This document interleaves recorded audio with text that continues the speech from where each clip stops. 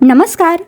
अशी ही चमचमीत आणि झणझणीत अशी अख्ख्या मसूरची भाजी आपण आज अगदी झटपट आणि सोप्या पद्धतीने पाहणार आहोत. ही भाजी आज आपण फक्त 8 ते 10 मिनिटात बनवणार आहोत आणि चवीलासुद्धा ही खूप छान अशी होते. झटपट तयार होते, ती सुद्धा कुकरमध्ये नाही, आपण कढईतच बनवणार आहोत. चला तर मग लगेच रेसिपीला सुरुवात करूया. जर रेसिपी आवडली तर लाईक शेअर जरूर करा आणि चॅनलला सबस्क्राईब करायला अजिबात विसरू नका. तर ही अख्ख्या मसूरची भाजी किंवा अख्खा मसूर मसाला बनवण्यासाठी कढईमध्ये मी 1 मोठा चमचा तेल घेतलं आहे. आता ह्या भाजीसाठी तेल थोडंसं जास्त वापरायचं असतं, पण आपण तडक्यामध्ये सुद्धा तेल वापरणार आहोत, त्यामुळे इथे मी थोडंसं कमीच तेल वापरलं आहे. तर 1 चमचा तेल घेतलं आहे आणि हे तेल गरम करून घ्यायचं आहे. चांगलं कडकडीत गरम होऊ द्यायचं. हे पहा, तेल चांगलं कडकडीत गरम झालं की त्यात आपल्याला अर्धा चमचा जिरं टाकून घ्यायचं आहे. जिरं चांगलं तडतडू द्यायचं. त्यानंतर 7-8 लसणाच्या पाकळ्या अगदी बारीक चिरून मी इथे टाकून घेतल्या आहेत. अगदी बारीक चिरायच्या. आता हे जे लसूण आहेत हे या तेलामध्ये चांगले परतून घ्यायचे. गॅसची फ्लेम मध्यम ठेवायची, मध्यम गॅसवरतीच ही प्रोसेस करायची. त्यात आता मी 2 मध्यम आकाराचे कांदे अगदी बारीक चिरून टाकून घेतलेत. हे कांदे आता ह्या तेलामध्ये सोनेरी रंगावर येतील इथपर्यंत आपल्याला परतून घ्यायचे. गॅसची फ्लेम मध्यम ठेवली आहे. मध्यम गॅसवरतीच मी आता हा कांदा परतून घेते. कांदा परतायलाच आपल्याला थोडासा वेळ लागेल. कांदा लवकर परतला जावा यासाठी ह्याच्यात मी थोडंसं मीठ टाकून घेतलं आहे. मीठ टाकल्यानंतर हे मीठ कांद्यामध्ये एकजीव करायचं. कांद्यात मीठ टाकल्यामुळे कांदा थोडंसं मॉइश्चर रिलीज करतो आणि त्यामुळे तो पटकन शिजतो. तर आता अशा प्रकारे मध्यम गॅसवरतीच मी हा कांदा चांगला परतून घेते.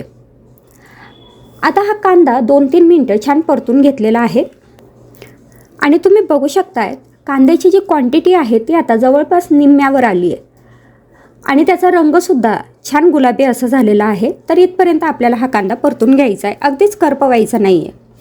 आता यात मी अर्धा चमचा हळद टाकून घेतली आहे. त्यासोबतच 1 चमचा लाल तिखट टाकून घेतलं आहे. 1 ते 1.5 चमचा बॅडगी लाल तिखट टाकायचं, म्हणजे भाजीला रंग खूप छान येतो. आता इथे आपण दुसरे कुठलेच मसाले वापरणार नाही आहेत.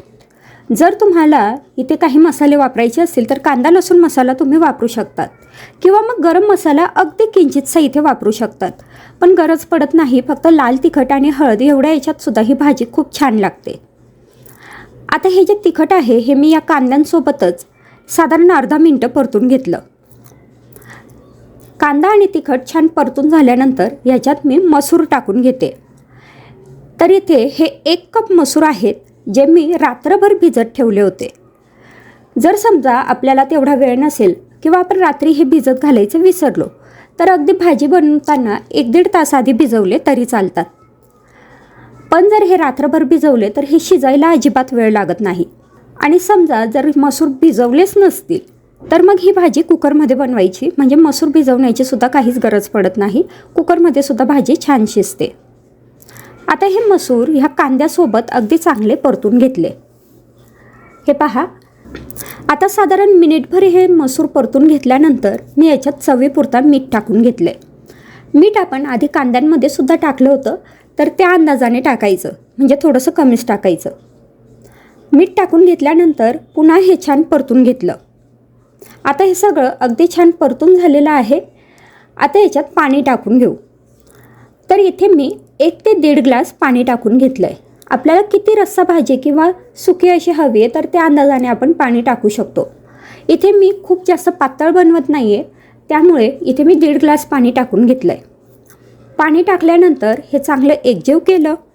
आता याच्यावर झाकण ठेवायचं आहे. अर्धवट असं झाकण ठेवायचं, पूर्ण झाकण ठेवायचं नाही, नाहीतर मग ह्यात भाजीचं जे तेल असतं ते उडून जातं. तर आता हे पहा, अर्धवट झाकण ठेवून मी ही भाजी 4 ते 5 मिनटं फक्त शिजवून घेतली. 4-5 मिनटातच आपला जो मसूर आहे तो अगदी छान शिजतो, कारण हा मसूर आपण रात्रभर भिजवून घेतलेला आहे, त्यामुळे मसूर शिजायला अजिबातच वेळ लागत नाही.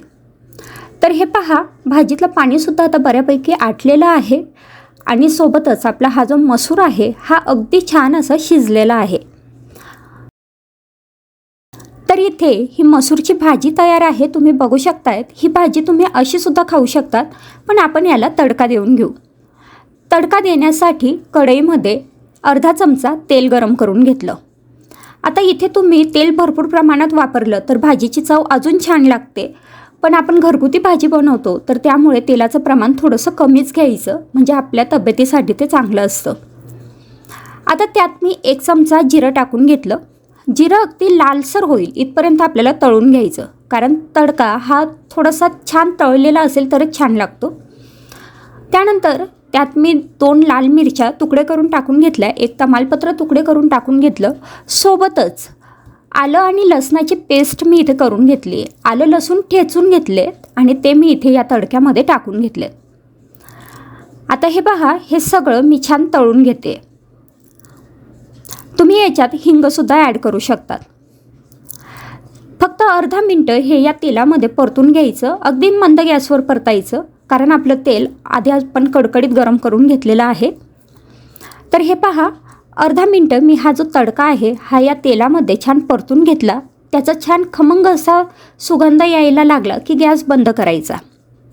तर आपला हा जो तडका आहे हा इथे आता तयार आहे. हा आपण डायरेक्ट भाजीतही टाकू शकतो किंवा भाजी सर्व करताना त्याच्यावरती सुद्धा हा तडका टाकू शकतो. तर मी इथे हा तडका डायरेक्ट भाजीतच टाकून घेते. तर भाजी मी सध्या मंद गॅसवरती ठेवली आहे. अगदी 1 मिनिट उकळायला ठेवली आहे, कारण तडका टाकल्यानंतर तो एकजीव केला की छान लागेल. आता हे पहा, हा सगळा तडका मी इथे भाजीमध्ये टाकून घेतला आहे.